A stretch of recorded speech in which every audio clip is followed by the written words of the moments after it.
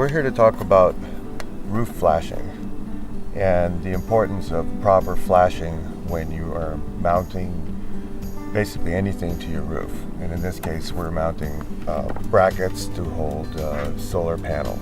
Flashing is critical to prevent water infiltration and prevent the rafters and insulation and drywall underneath from rotting if water gets in.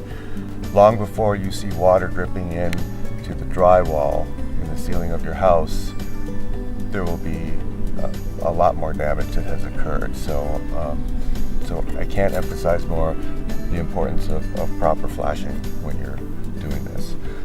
The flashing we prefer is a quick mount PV. This flashing is a 9x12 aluminum flashing. It's a thicker gauge than others.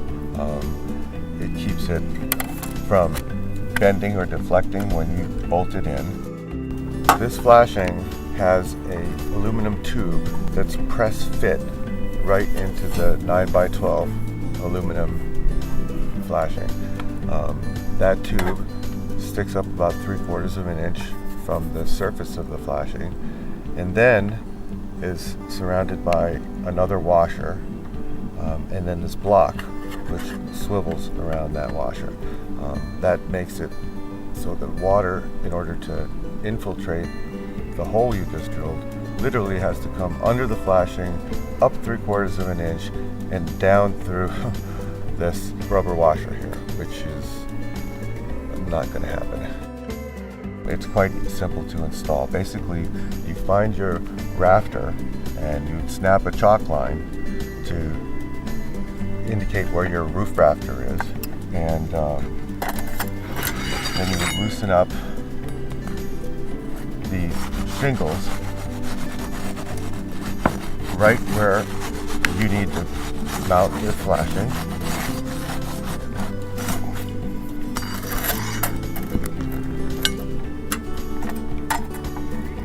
Take your flashing, push it under, and you want to make sure that the flashing, the bottom of the flashing is even with this bottom course of shingles.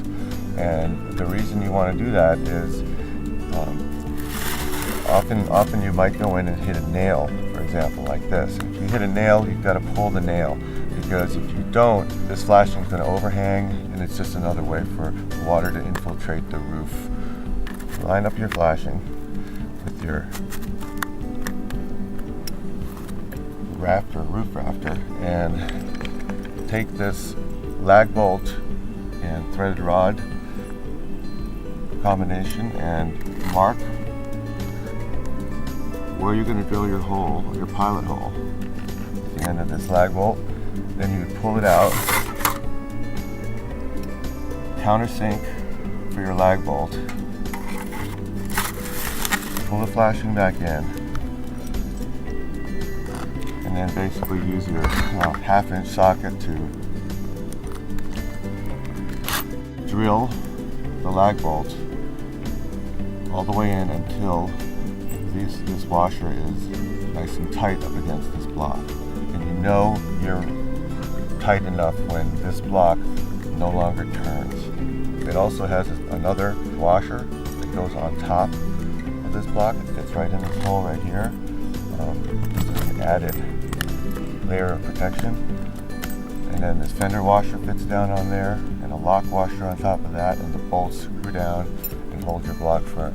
And then you mount your L bracket to that, and you're good to go.